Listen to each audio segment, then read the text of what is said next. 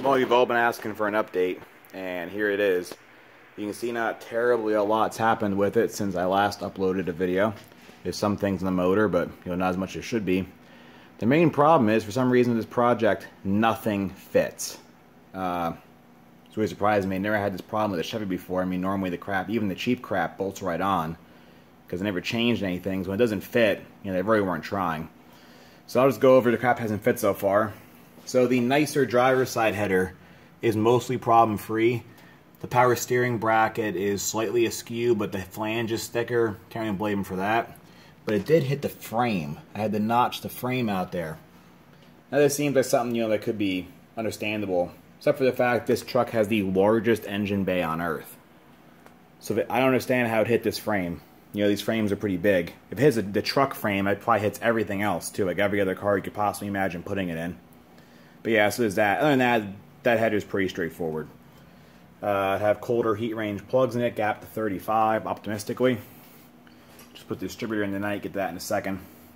So this intake manifold is from the 60s or early 70s.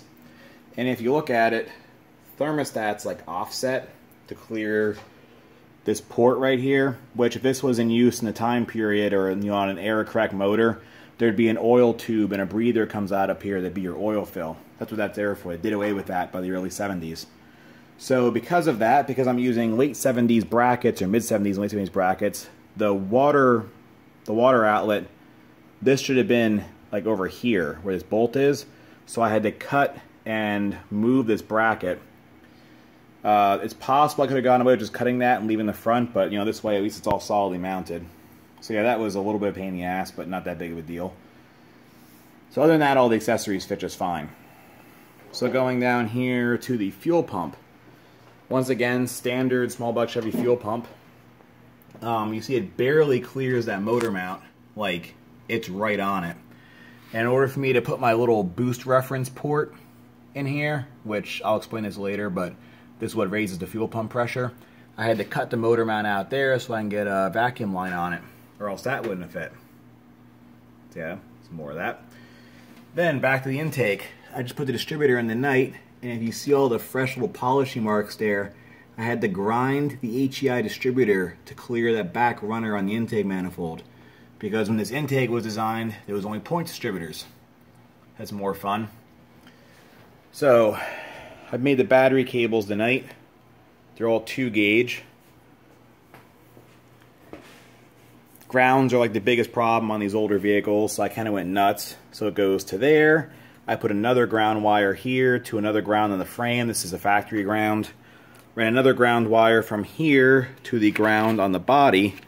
So pretty much everything's grounded to each other. I'll probably run a ground strap to the back of the block where it was factory too. So here's the biggest shitstorm of them all.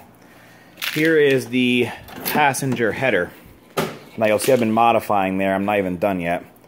Let me show you what the issue has been. It's going to be tricky with one hand here, so bear with me. So when you have this header in here, first of all, I had to have my friend shorten and re-TIG that because the wastegate was hitting the frame and the fuel pump. And I understand that, common sense, someone would run an electric fuel pump. But my whole thing is, like, why is the wastegate even there? Why isn't it there? There's nothing here. You can put the wastegate right there and have it dump out. It's a weird place for it. It only dumps off one runner, so who knows if it's even going to work anyway.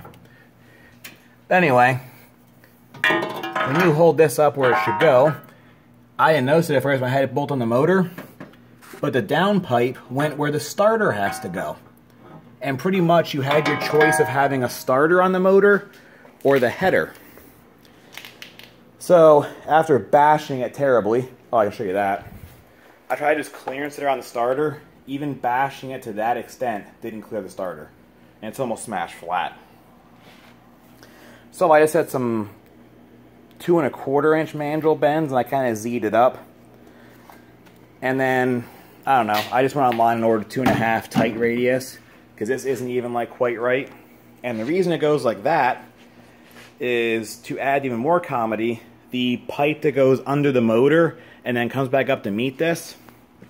So picture this. This pipe went straight down. When you bolt the other pipe on, and you don't really have much choice where it goes between the oil pan and the frame rail, so it can't go any farther back, it came out here. So like 6 inches from where this pipe had to be. I can understand it being like short or long or something, but it doesn't even line up vertically.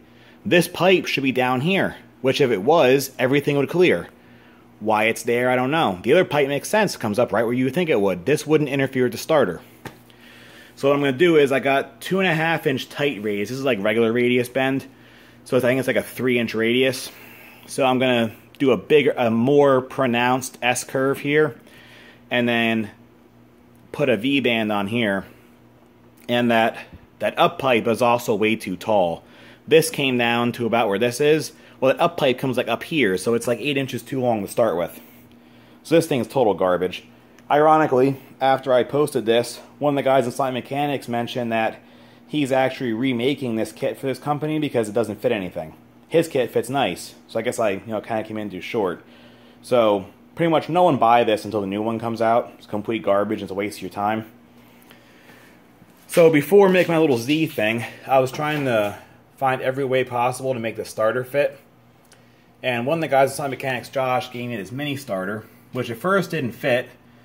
And then another guy in there, Aaron, mentioned, oh, you can turn it upside down, which I did. Now it fits easily.